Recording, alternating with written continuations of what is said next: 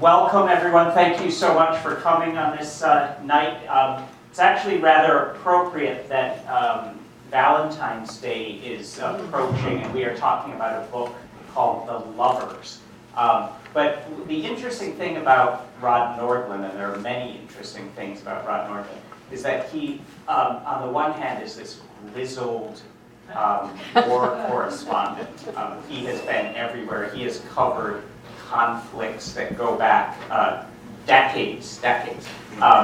And he name a conflict, and he's been there and has a story to tell about it. But Rod is not someone who focuses on the soldiers, the armies, the death toll. He's someone who is known for writing about the human side of conflict. Everything he writes has a very human feel to it. And this book is based on a series of stories that appeared in the New York Times, and some of you may have read these stories. I hope you did. And then he expanded on them. He did a great deal of additional reporting, and it turned into this book. It's really a riveting book. It's a troubling book, uplifting. It will cause all sorts of emotions as you're reading it. But it's really quintessential Rod Nordland. And I'm going to start out, I'm going to ask a handful of questions. I'd love for you to jump in, so there will be a time for you to ask questions. And then Rod is going to read a passage as well from the book. So let me ask you, first of all, Rod, you've been around the block, you've been around the world, you've covered a great deal of conflict, and here you are writing essentially a love story. Have you become a softie? What's going on here? Why this book?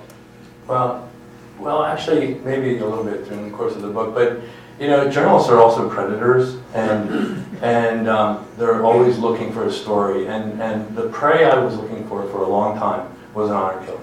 I wanted to find a really good honor killing that, not a good honor killing, but a good journalistic window into an honor killing. And it's so hard. It's very common in Afghanistan, and it's very hard to find anybody who will talk about it. The girl is usually dead, or if she's not dead, you can't get to her, and it's hard enough to talk to women anyway. And the communities, conspire to keep it secret. So when this story came along, I kind of jumped at it, and a women's activist took me onto it, and I went after it, as prey, really, and looked at this as a story. I didn't think the story would help the girl. I thought, she had nothing to lose at that point. She was in a shelter. She wanted to marry a boy who was a different race and different ethnicity and different sect, and her father didn't want her to. She tried to run away, and her father said he would kill her, and she was put in a shelter to stop that. But her father was about to get her out. So the great opportunity journalistically was that she was in a position where I could get to her. People would help me. The women's activists would help me talk to her, and also to him, and I could even talk to her family. And that was just extraordinary journalistic opportunity. And there's a little bit of cynicism in all of us, and we're looking for the great story, and those stories help bring about change and everything, but I didn't really think that they would help her in this case. I thought she was pretty well, her life was pretty well over. It was just a matter of time until her family got her out. And so it was sort of a grizzled reaction to that story, in fact. But these kids just kind of got under my skin, and they also surprised me kind of at every turn. I thought that the next story would be about how her family got her back out and did her in. Instead, the next story was about how she escaped from the shelter, and then eloped with Ali and went on the run. And I went after them.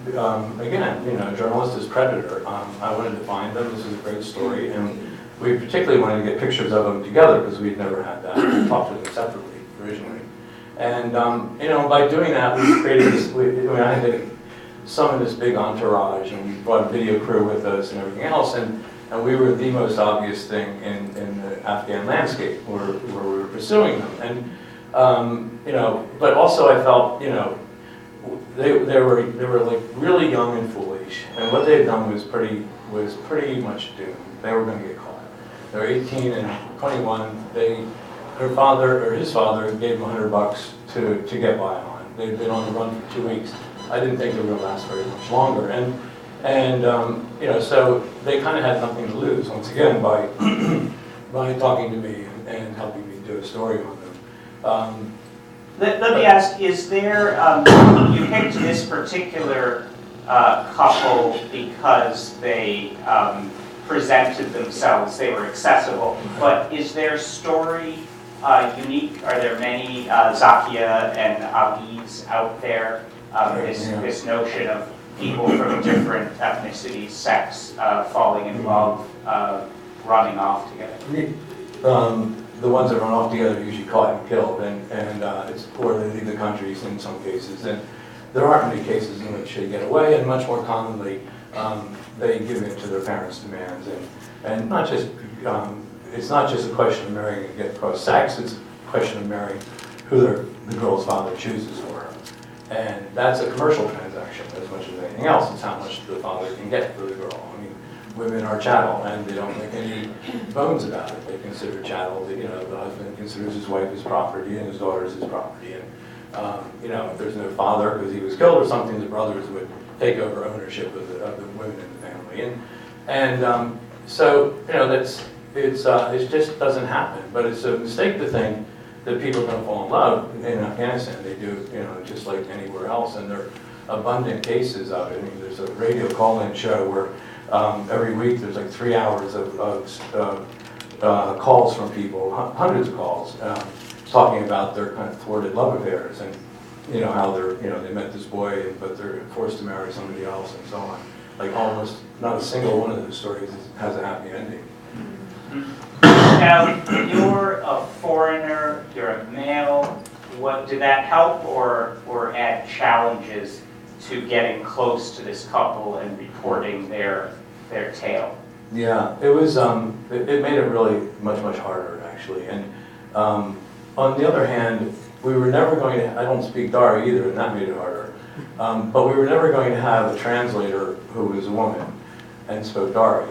And so we'd always have a man in the picture who would be the translator. And so in that sense, my being male didn't make it any worse, I don't think. That said, I mean, I was the bureau chief, and if I had a woman on my staff at the time, I would have signed the story to her. It would have been much easier for her to do. She could sit in her room alone with Zakia, which I could never do, and never have done. It's always her father present, or some woman's activist present, and so on. So yeah, it made it much harder. But this is a book about a couple, and they're displayed here on the cover. But it's also a look at how women fare in Afghanistan, and talk a little bit about whether women are any better off since the U.S. Intervention there, since the U.S. government. Foreign governments have spent millions of dollars trying to improve the condition of women. Has anything changed for the better? Yeah, I think arguably $100 billion has been spent on women's issues in Afghanistan in the last 14 years. But yeah, lots changed for better. There's been a lot of improvement in lots of ways. There are girls in schools, and where there weren't any girls in schools in the Taliban time. But there are twice as many boys in schools, and most girls are taken out of school at puberty. If they do manage to get to 12th grade, they're rarely allowed to go to university. If they go to university, they're rarely allowed to work. And by most metrics, Afghan women are worse off than women anywhere else in the world. They have shorter lives, they have higher maternal mortality.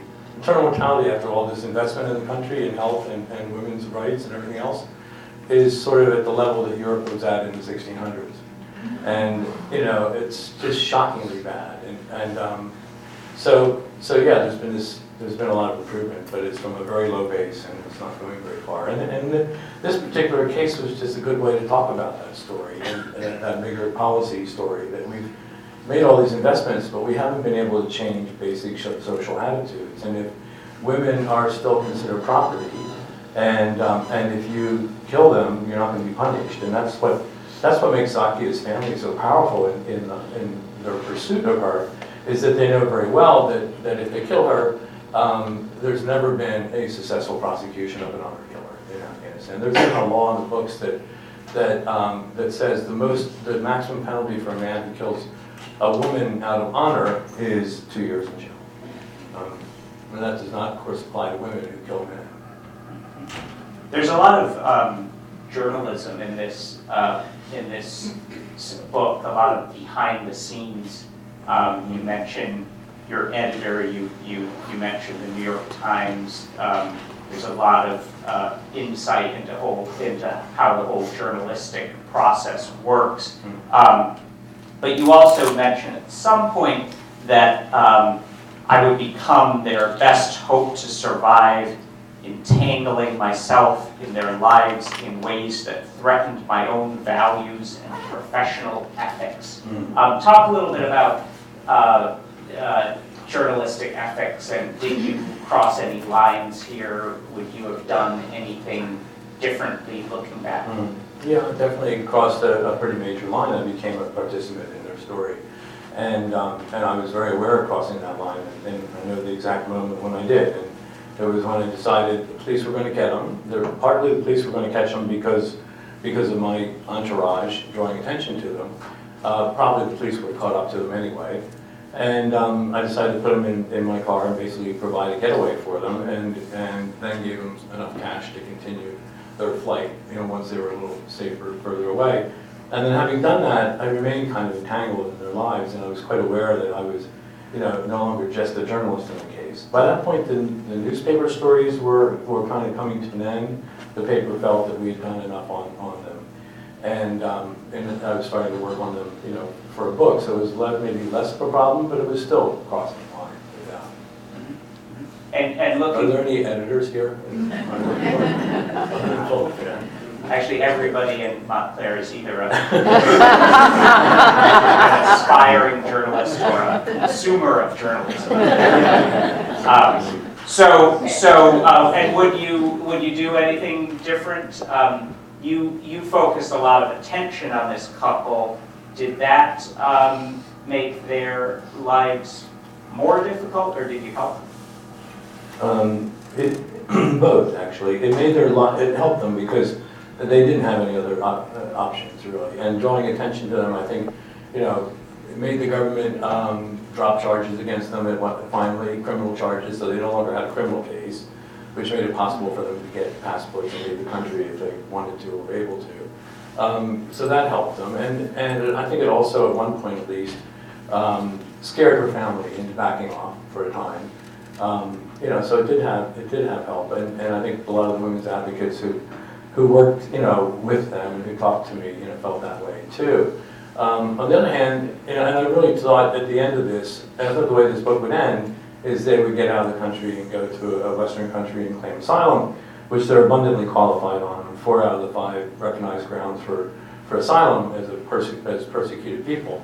And I thought that's how the book would end, but it didn't. They're still in Bangladesh. And they're basically hiding out in the family home and not going outside at all. And that's not a long-term sustainable solution for them. And it's basically like being in house arrest in a mud hut. And that's just not a good long-term solution. And when they do go out, they're kind of the most recognizable people in Afghanistan.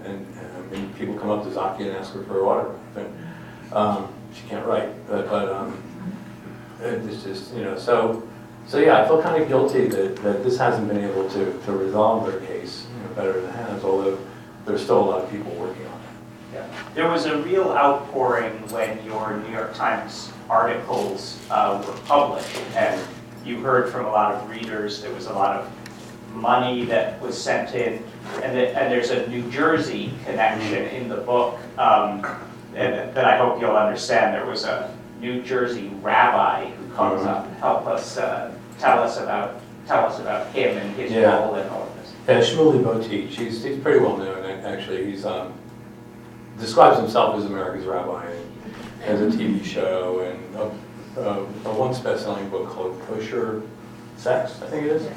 And then there's another one called Kosher Lust, and I think he has a third one, Kosher something else. Yeah, he's a really interesting and entertaining guy, and but he's one of many readers who got kind of fired up about this story, and were Shmuley and some of the other readers too, they were sort of like the collective Greek chorus of the book, you know, and you know, kind of the conscience of the story, and kind of nudging me to, why aren't you doing more? Why can't you do anything about it? And Shmuley actually got involved, brought a lot of money to the table, and a lot of powerful people with connections, and was eager to whisk them out of the country to Rwanda, and where President Kagame was going to take care of them, and while they applied for asylum to the United States. And they weren't willing to go to Africa because they speak no language that anybody speaks in Rwanda. And so they passed on that deal. But it was a serious deal because one of the women's activists that helped them, it took advantage of that deal, went to Rwanda, and actually was given asylum in the United States in Baltimore a few months ago. So those people all played a very big role in kind of nudging me along and challenging my conscience. And at the same time, the couple too, I think that they were just so completely hopeless. And I mean, these are kids that had never been out of their own village, except when Ali was in the army briefly.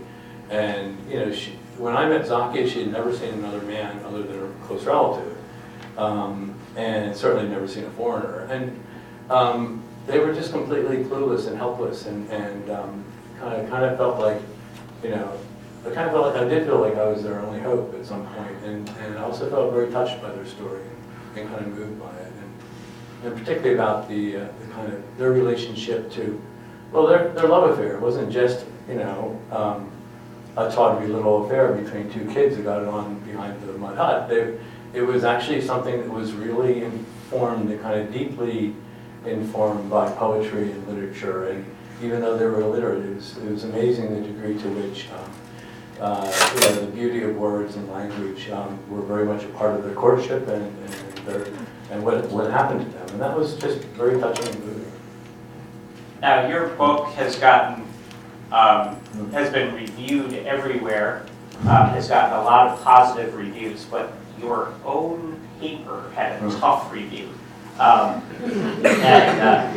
Your own paper, I'm going to read a line from that review, and I want to get your reaction. It says, "The Lovers, then, is an apt metaphor for meddling and its no-win conclusions. Its heroine's choice is between capitulation to misogynistic local custom or laying herself bare before the voyeuristic demands of Western saviors." I guess that you're one of the Western saviors.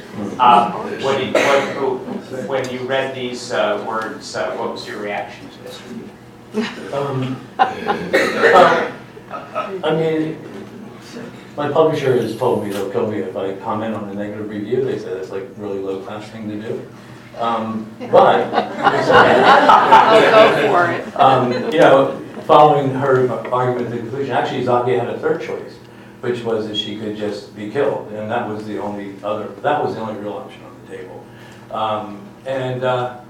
As my friends have since been describing the New York Times book review as the NYTFBR. But I think that's a little unfair. Most people didn't get that joke. It takes a minute. I think it's a little unfair. I think probably they were bending over backwards to not look like they were giving a biased review of one of their own staffers. And they chose somebody who has written about women's affairs in Pakistan, which is sort of in the region, although it's a mistake to compare Pakistan to Afghanistan. They're very different societies. So I think that's probably what was behind that decision. So, and like you said, every other review has been pretty positive. So the book's gotten a lot of very positive reviews. I actually reached out to Pamela Paul, the editor of the New York Times book review, since I thought you might be interested. She says there's a long tradition of Times reporters not getting positive reviews. It's not deliberate. She said, just ask David Brooks. We try to maintain the same standards and journalistic integrity for all the reviews. This does not make us popular. The only thing that makes Times colleagues matter is when we skip their books. And then she added one more line that I liked. At any given dinner, I am always seated with the person who got the worst review.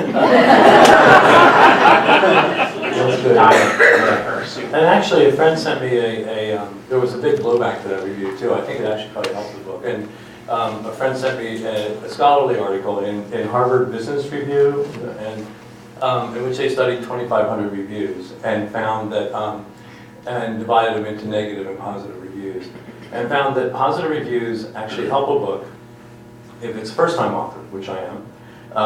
They hurt a book if it's a second-time author. And the worst thing of all is not to get reviewed, period. So, but there's actually no difference between a good review and a bad review if you're a first-time author. So. Yeah. Well, let's we want to hear questions from the audience, but let's let them hear a little bit of the book first and review it themselves.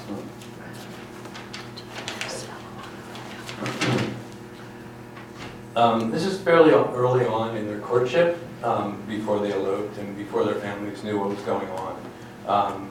And it's in the winter of 2013. It was a particularly bitter winter and too cold during that February and March for them to connive to meet in the lanes and the frozen fields during the day. Instead, he resorted to secretly visiting her home at night. In those days, he had taken a temporary laborer's job at a construction site, working a night shift that finished at midnight, and he would come over afterward when the lanes were deserted and the homes all dark. There was a walled vegetable garden outside the window to Zakia's room, where Ollie would stand and call to her, as quietly as he possibly could, because she shared the room with the other girls and young boys of the family. When she heard him, she would steal out of the house and climb to the flat roof, where she could look down into the garden and they could talk in whispers. The garden was barren in winter. About a dozen leafless apricot and apple trees lined the mud brick walls and surrounded long rows of tilled earth, now frozen hard. In one corner was a pair of, was a pair of ragged bamboo cages in which Zakia's father kept his partridges, used in the Afghan version of cockfighting, when he could afford them. A small brook had been diverted to enter a hole at the base of the garden wall, exiting through the opposite wall. Ollie's 2 or 3 a.m. visits to the garden became regular occurrences, even on the coldest of nights, but at first she would not come down to join him. It was dangerous for both of us, and it was so hard, he said. I would wait outside her house, sometimes under a rainy sky, sometimes snowing, sometimes so cold she was concerned about me in the bad weather. I was always so frightened, Zakia said, that we would be caught, and so worried for him. On one particularly cold night, Ollie stood in the garden, dripping wet from a frigid rain that had turned to icy snow, and recited famous lines from a poem by the 20th century Iranian poet Malek Oshwara Bahar, which had made their way into Afghan pop music. Love is a nightingale pouring out his heart in song for a rose, bearing patiently the stinging lacerations of her thorns. I don't read and write, said Ollie, which is why I don't know any real poems by heart, but I love hearing love poems from others and listening to them read by singers.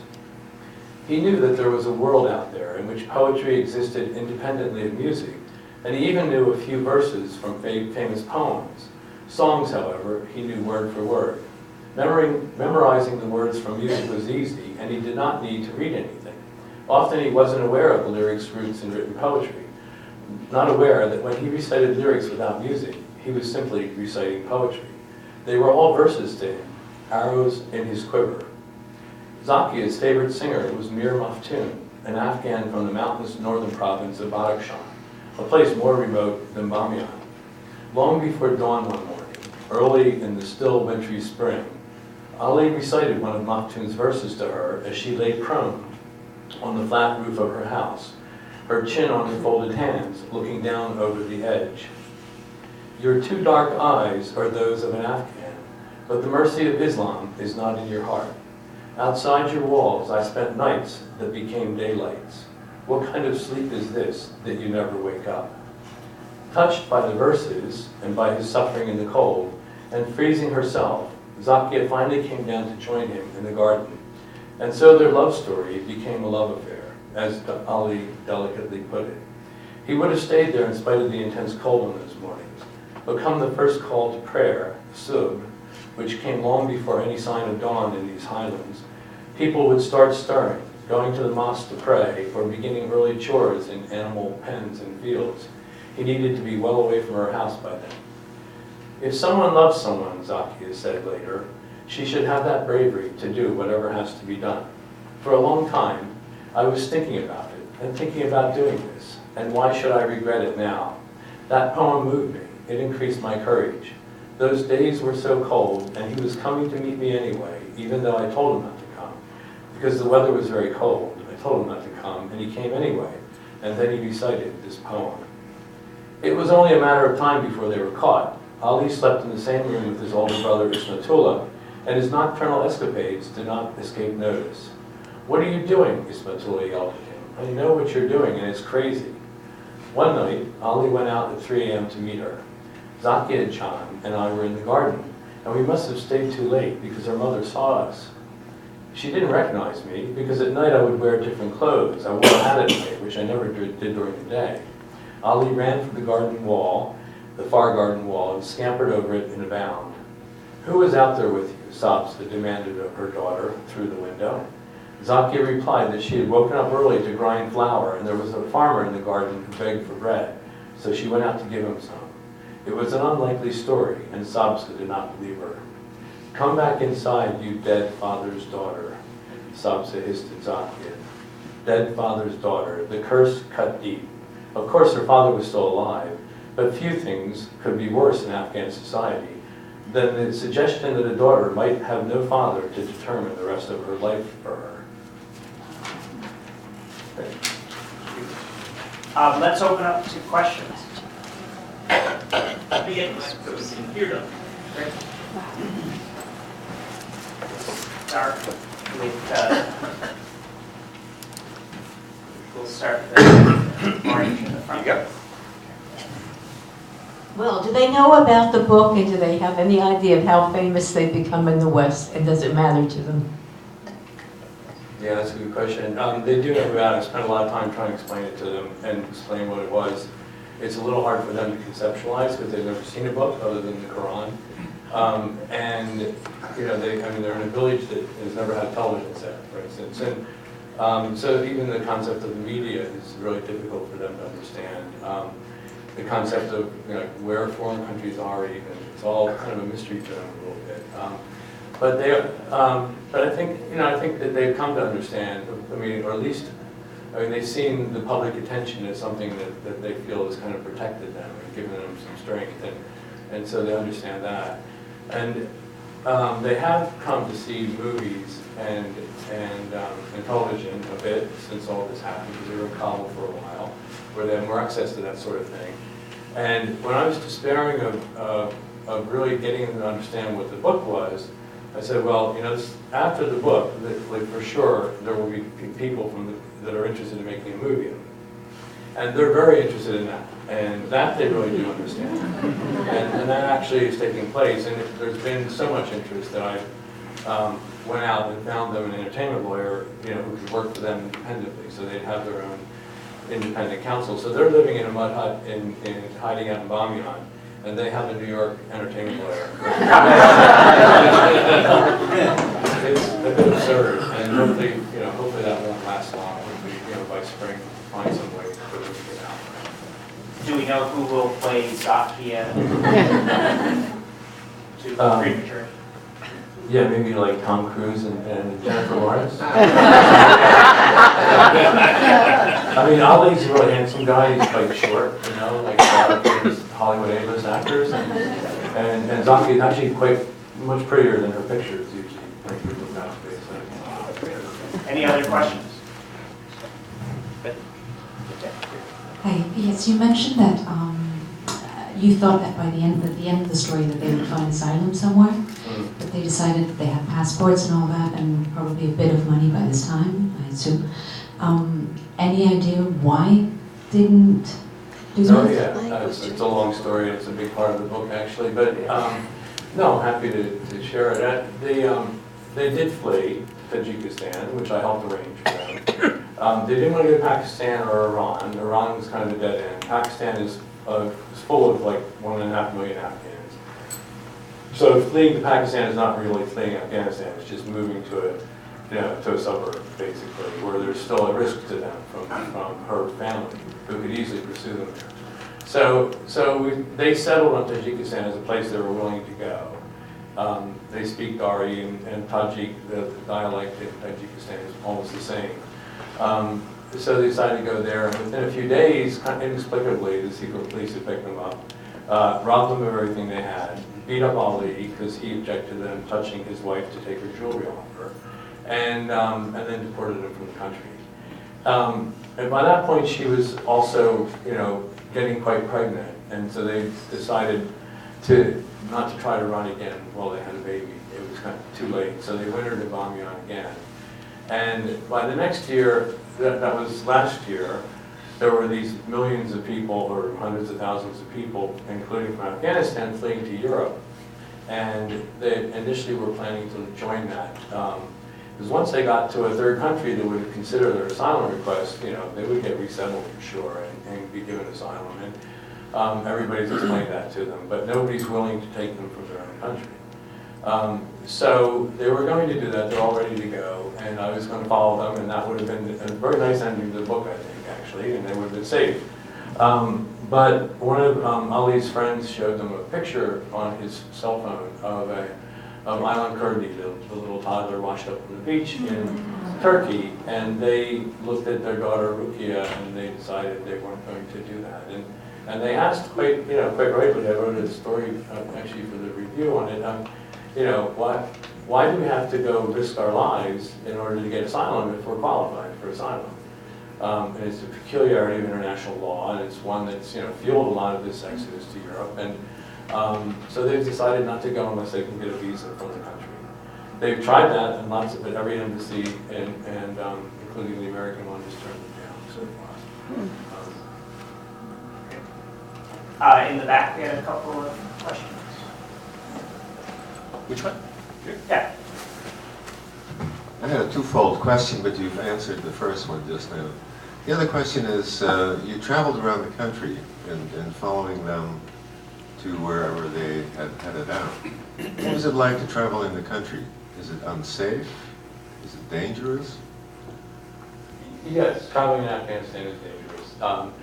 Depends which area you're in, and they were in Bamiyan, and Bamiyan is probably among the safer parts of the country, but they ended up in a very remote part of Bamiyan, and there isn't a risk of insurgents there or Taliban, but there are a lot of armed groups, just irregular armed groups and armed robbers and all, so that's a risk, yeah. But that was a risk, you make the kind of calculation, is the story good enough to take some risk for, right? Is it worth doing? And I thought it was in that case. And we have sort of procedures for dealing with that, and that are quite developed in how we protect ourselves on the move and all. I think they were much more at risk than I was in the end. Yeah.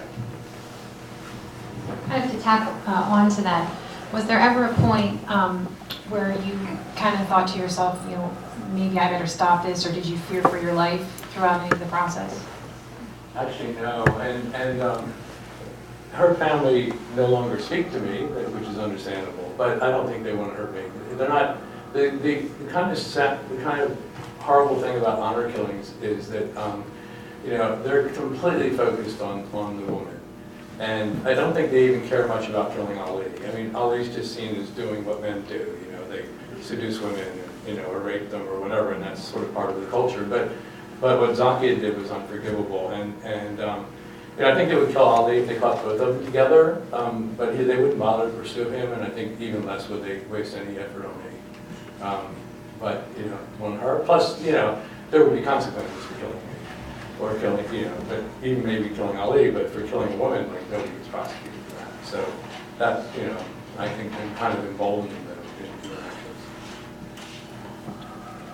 interactions. There's a lady in the blue over here. I want to also think, we should think about you. Being a press person can be risky. I mean, I know I've done stories on different things, but nothing like what you're doing. And the risk that you took, I call it an investment that you took in what looked like a really fine story.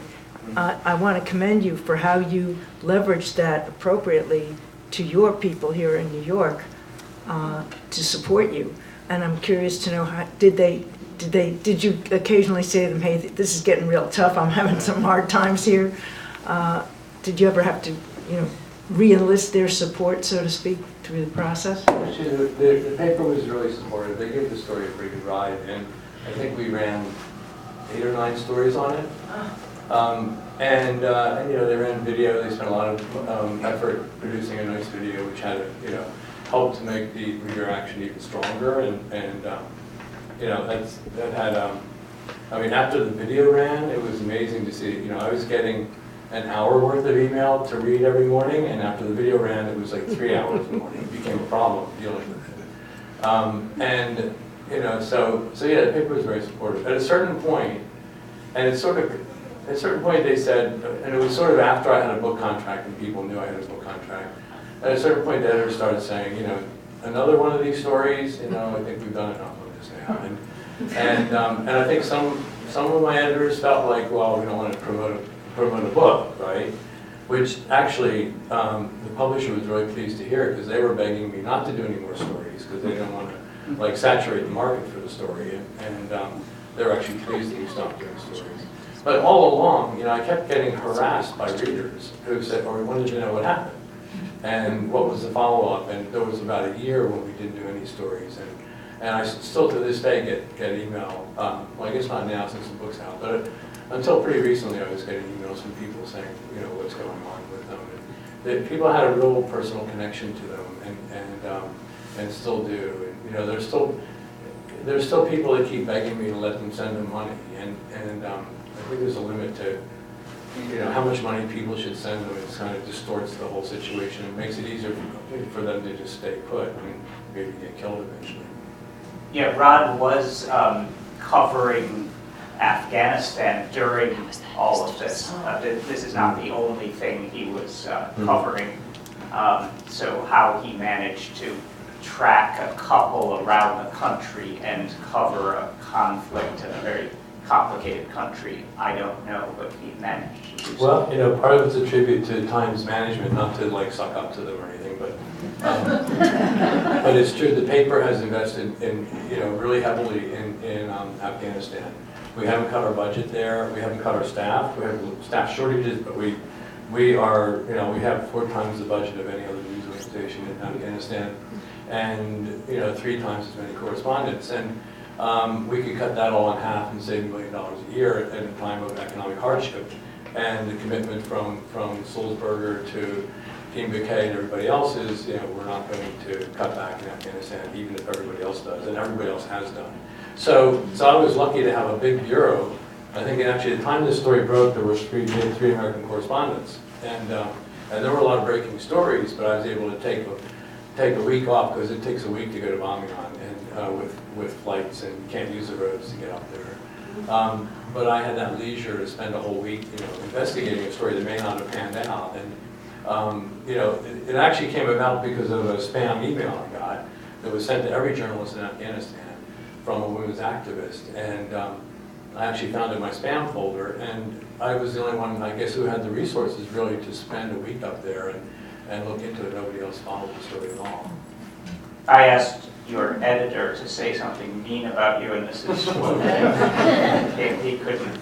He said that you have a deep well of moral courage. And he said, if you're a government official lying to your own people, a local strongman trying to rationalize murder, or even a fellow reporter who has lost sight of the importance of a single life, Rod will call you out on it every time. Pretty close.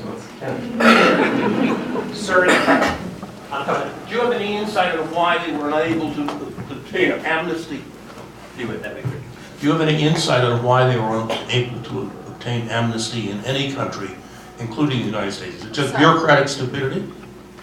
Yeah, well, the amnesty, the asylum law is that you, if you're a persecuted person, and they definitely qualify, nobody disagrees with that, you are entitled to asylum in a country, but you have to first leave your country of origin to apply for that. You have to apply for it in a neighboring country or another country. And so they're in a situation where unless they take that risk to get to a country where they could apply for asylum, and the neighboring countries are not going to help them at all, and so they need to go somewhere further afield, and that's most likely going to be Europe. They have to take that risk to flee the country, and they haven't been able to do that. There are ways you can apply for asylum directly to embassies by asking for a visa on humanitarian grounds to go to that country. But all of the embassies, the Western embassies have all refused to give them visas. And their rationale is, I mean, they don't say this, but I've talked to them privately, and I think I understand their thinking. Their rationale is that this would say to people that after all this $100 billion that we've invested in trying to save or better the lives of women in Afghanistan, the government there that we support can't save 2 people from an army gun. And so we'll just whisk them out of the country. And that would embarrass the government and just send the wrong message. I think it's a kind of foolish stance, because when they're killed, if they stay in the country, that's going to send that same message, and even more dramatically so. I think, one of the nice things about the book, I didn't think that anything could be more powerful than the New York Times, but actually a book can be more powerful than the New York Times. And I've had, just in the couple of weeks that it's been out, I've had an incredible reaction. And one ambassador who famously turned them down, I won't say that person's name, but from a Western country, famously turned them down. That person's government has had a change and to a more friendly regime, and they've been in touch with me to see if they couldn't reopen that case and grant them that visa. They're even tweeting my book on social media, and it's like acting like they were their biggest supporters all along, which isn't the case, but that's great. If that's that leads to something, I think it might. I think there's a very good chance that a solution will be found for them. Is that Canada? How'd you guess? I was ducking the gender, right? Another question in the back. There's a lady. I'm coming. In all this talk, we haven't heard about Ali's attitude toward having a daughter. Has he learned anything? Will he grow from this experience, or is he likely to fall back into the pattern of his father's? Good question. Yeah. I don't know, I mean, he's an Afghan man, and that's a lot of baggage to try to repack. But I mean, he certainly talks a good game. He says, straight out that he wants his daughter to choose her own husband when it comes to it. But that's 20 years away. Will he still feel that way then? I don't know. There's some disturbing signs, and he's not beating Zakia. That's for sure. She would leave him in a second. She's a pretty strong-willed person, but he demands his prerogatives as the head of the household, and decides what's to be done. And they've had a lot of arguments about it. Zakia feels very strongly, for instance, that they should leave now, and he's kind of put a stop to that. He'll only leave if they can get a visa within the country, and she's kind of accepted that for the time being. But I think her main concern now, her biggest concern, is her daughter, and we'll see how that plays out. But he's lucky because his father is a kind of lovely, soft-hearted guy who actually secretly married for love himself, which came out in the course of talking to him, and they made it look like it was an arranged marriage, but they were basically conning the father who arranged it, and so he's been kind of soft on that. And I think Ali comes from that kind of stock, not the usual. It's hard to imagine this, but you're considered a weak man if not beating your wife, like, what's your problem? Why did you beat your wife? You know, it's like the great majority of Afghan women are beaten regularly, and it's just, you know, it's an astonishing environment. So they're not like that. There's no wife beating in that household. There are 18 people there, and from what I hear, that's all pretty, you know, it's a pretty women-friendly environment as Afghanistan goes.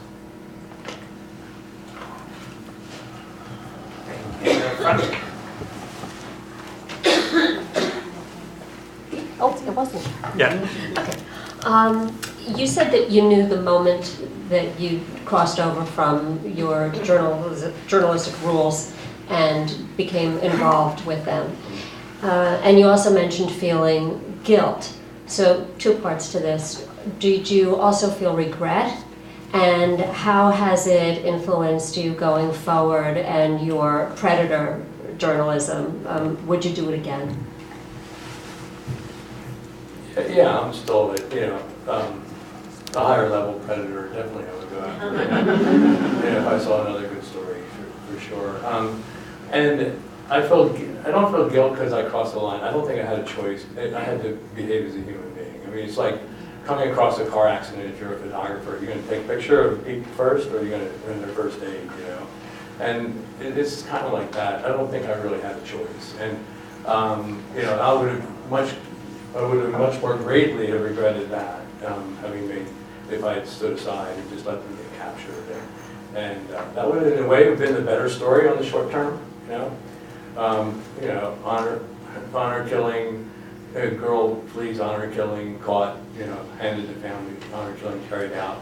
That's actually the more typical Afghan story. In a way, it would be sort of more true to what would normally happen. When I say I feel guilt that this is not resolved and that they're still in this kind of limbo state, and you know, and it's still very much a risk. And I'll feel really guilty if they get killed, and I think that's still a very live possibility. I don't think it's possible this winter because there's enough snow to keep the roads closed until spring, and it's a hard place for people to move around in during the winter without being detected and defended against. But come warm weather, that won't be the case. So hopefully by then there'll be some resolution. Does that answer your question? Well, what I also wanted to know is, would you do this sort of thing again if a story comes to you again and there is that decision where you get involved to this degree, or you stay back and do part of a story and then let it go and go as it will? What would you do? Do you know? I don't know. Hopefully it won't come up again. It was kind of a whole series of strange confluences of things that brought it about. So I'm not going to go looking for more kind of ethically challenging involvements, but yeah, I think you just have to, you know, kind of take it as it comes and see, you know, what you feel you have to do. We have time for a couple more, with a lady in the back, and then this gentleman in the second row. Right here, this scarf. Thank you. How did you come to decide how money would influence their decision? How money would decide? How your funneling money forward to them Uh-huh. might influence their decision about what to do? Well, it was just it was helping them survive. I mean, and it wasn't, there was no decision. They had decided to run, and they were still running, but they're out of money, and they were trying to hide. They needed to feed themselves. So the donors' money that I funneled to them was basically to keep them alive. But I tried to prevent that from becoming so much money that it then became, you know, like they were being paid to do whatever they were doing. The donors were encouraging them to just stay put because money would keep coming to them and so on. Actually, a lot of donors that would like to give them enough money to resettle them in another country and give them jobs and buy them a house, and you know, they would not lack for money if they left the country. But the money in the country was really just kind of survival level, and it didn't take much actually. It's a country where, you know, an average salary is $200 a month, and they've never had more than a few $100s a month from donors. I think at one point there were a lot of donors giving to a women's group on their behalf. And the women's group, I think, raised about $7,000 in all, which is a huge sum to people like them. But and you know, went a long way until it was stolen by the police in Tajikistan. And then one final question here in the second row. Hi, how was different your relationship with your editor at the Times and with your editor at HarperCollins, and the relationship with a journalist and then your role as a writer with a publishing company? Well, it's really a very different animal, you know.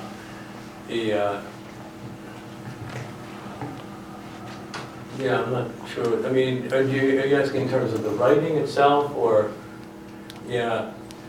Actually, I mean, it's kind of an interesting subject, really. We were talking about this at dinner tonight, and the newspaper writing was pretty standard newspaper writing, and the book writing, the first draft I did of the book was pretty much in that same mold, and it was written as journalism. And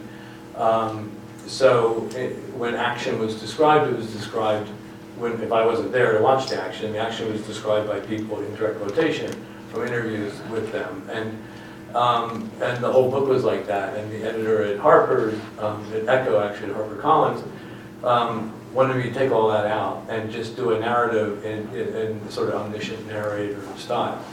And but sticking to the facts and to the material that we had from interviews with them, but not doing it all in direct quotation. And so it made a very different book, and it's a little bit novelistic that way, maybe, a little bit, you know, and certainly narrative and very different than a newspaper story. It was kind of fun to write, actually, that way. But I had to write it. Actually, I wrote it 3 times, so before we kind of got that down.